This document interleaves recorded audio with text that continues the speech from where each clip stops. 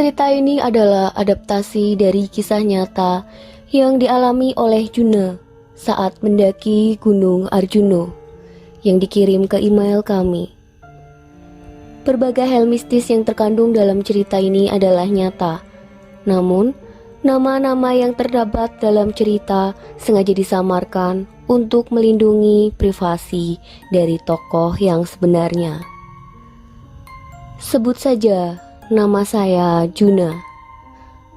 Saya ingin berbagi cerita horor sewaktu saya dan teman saya mendaki Gunung Arjuno via Lawang. Waktu itu bulan September tahun 2014. Saya libur kuliah. Akhirnya saya berniat untuk mendaki ke Gunung Arjuno. Saya bersama 5 orang teman saya berangkat dari Surabaya naik bus. Sesampainya di Malang jam 10 siang, kami langsung bergegas ke base camp Lawang. Salah seorang di antara kami sudah pernah naik ke Gunung Arjuno, tetapi lewat jalur berbeda, yaitu jalur tretes. Sesampainya di base camp, kami langsung registrasi, membayar biaya masuk, lalu briefing. Setelah sholat zuhur kira-kira jam 12:30, kami berdoa bersama dan mulai mendaki Gunung Arjuno. Di awal pendakian, cuaca itu tidak mendukung karena gerimis yang lumayan deras. Tetapi kami tetap gas nanjak. Berjalanlah kami dari base camp. Sesampainya di pos 2, sudah hampir maghrib. Lalu beberapa teman ada yang sudah kecapean dan kami memutuskan untuk ngecamp di pos 2. Lalu kami membagi kelompok 3 orang pasang tenda dan 2 orang masak. Saya kebagian memasak. Lalu setelah semua beres, kami pun langsung makan karena waktu itu perut sudah benar-benar kosong. Tetapi ada yang aneh dengan teman saya yang perempuan. Sebut saja namanya Dila. Dia dari tadi tidak mau makan. Lalu kami memaksanya untuk makan, walaupun cuma sedikit. Takutnya nanti malah sakit kalau tidak makan sama sekali. Setelah dia makan, Dila hanya diam di tenda. Saya perhatikan, dalam hati saya merasa kenapa dia jadi aneh. Tumben dia jadi pendiam seperti itu. Akhirnya saya dengan teman saya yang lainnya yasinan. Setelah itu, teman saya nyiramin air di sekitar tenda untuk berjaga-jaga. 15 menit kemudian setelah kami yasinan, tiba-tiba Dila kerasukan. Dia teriak-teriak seperti orang marah. Tiba-tiba tertawa khas kuntilanak. Beberapa menit kemudian, dia teriak-teriak lagi dan suaranya berubah-ubah. Seperti banyak makhluk yang merasukinya. Akhirnya, kami pun panik. Bergegas kami memegangi Dila. Takutnya dia lari ke jurang atau kemana. Tapi benar-benar tenaganya sangat kuat. Kami berlima memegangi dia sampai kewalahan. Tiba-tiba Dila bicara dengan suara khas nenek-nenek. Jujur saja lupa detail kata-katanya gimana, tetapi intinya gini. Jangan kencing di jalur lincing dan jangan memakai baju warna merah. Waktu itu kami juga lupa permisi kalau mau bikin air doa untuk jagain tenda. Disangkanya kami nantangin penunggu di situ. Akhirnya, sekitar 20 menit kemudian, Dila sadar. Setelah lumayan lama dia kesurupan, Di situ langsung kami jagain dia dan nyuruh dia tidur duluan supaya besok bisa lanjut trekking lagi. Keesokan siangnya, setelah selesai sarapan dan rapi-rapi, kami melanjutkan perjalanan menuju pos 3. Selama perjalanan, banyak sekali gangguan, mulai dari suara wanita minta tolong, suara anak kecil, suara jeritan wanita, padahal masih siang perjalanan waktu itu.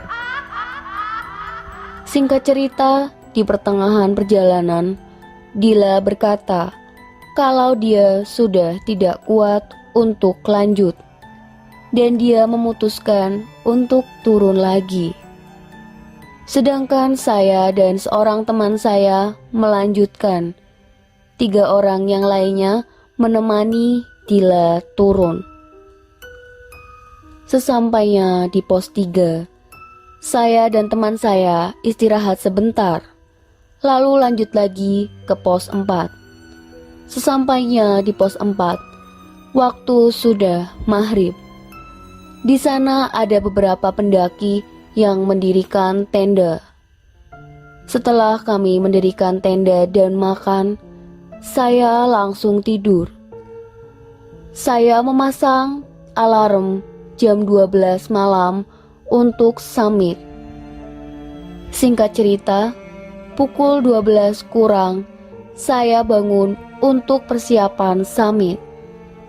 Tepat pada jam 12 malam, kami langsung melanjutkan perjalanan. Baru setengah perjalanan, teman saya kecapean. Kami pun istirahat. Pada saat kami istirahat, dari bawah terlihat ada 1 orang yang memakai headlamp berjalan ke arah kami. Saya berpikir itu pendaki. Tetapi ketika dia sudah hampir sampai ke tempat kami istirahat, dia belok ke kanan lalu hilang. Padahal di sebelah kanan kami adalah jurang. Kami langsung merinding dan tidak berani menengok ke arah sana lagi. Dengan rasa takut dan kelelahan, teman saya minta untuk melanjutkan perjalanan. Jujur, saat itu kami sangat ketakutan. Sembari melanjutkan perjalanan, dalam hati saya berkata, apa karena saya memakai baju merah sampai dijahilin begini? Singkat cerita, saya sampai di puncak jam 6 pagi. 2 jam kami menikmati puncak. Kami langsung bergegas turun lewat jalur lincing. Soalnya agak lumayan cepat.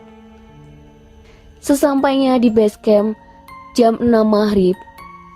Di base camp kami bertemu lagi dengan 4 orang teman saya yang kemarin turun duluan. Ternyata mereka menunggu kami di base camp. Setelah makan, saya ngecas HP di dalam. Di dalam hanya ada saya dan Dila. Yang lainnya sedang di luar ngopi-ngopi. Saya melihat Dila, kenapa gerak-geriknya aneh dan matanya putih semua tanpa ada bulat hitamnya. Ini kenapa? Saya berniat mau berdiri, terus lari keluar karena takut. Tiba-tiba Dila nyamperin saya dengan lebih cepat.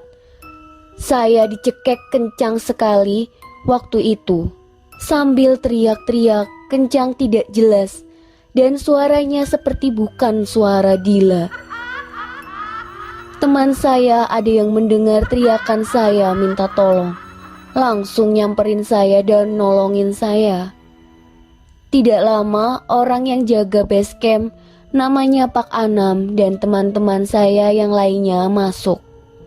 Mereka langsung menarik Dila untuk melepaskan saya. Setelah lepas, lalu Pak Anam menyembuhkan dan menenangkan Dila. Selang setengah jam, saya langsung mandi lanjut sholat. Terus cerita-cerita sedikit sama Pak Anam. Saya bilang ke Pak Anam, "Kenapa tadi saya dicekek, Pak?" Bapaknya menjawab, "Karena kamu tadi dilincing memakai baju warna merah." Jadi Dila itu bisa merasakan mereka karena pikirannya kosong. Jadi semua makhluk yang tadi nyampein sesuatunya lewat Dila. Soalnya kebanyakan korban di Gunung Arjuno adalah yang memakai baju warna merah. Makanya dilarang memakai baju warna merah saat pendakian ke Arjuno. Tapi alhamdulillah saya selamat sampai ke base camp. Dan kata orang sana yang biasanya memakai baju merah di Gunung Arjuno, mereka bakal disasarin atau tersesat dan bisa membuat marah penghuni Gunung Arjuno. Saya sih percaya, soalnya sudah membuktikan sendiri. Sekian dulu kejadian mistis yang saya alami di Gunung Arjuno. Jadi apakah teman-teman ada yang percaya sama mitos tersebut?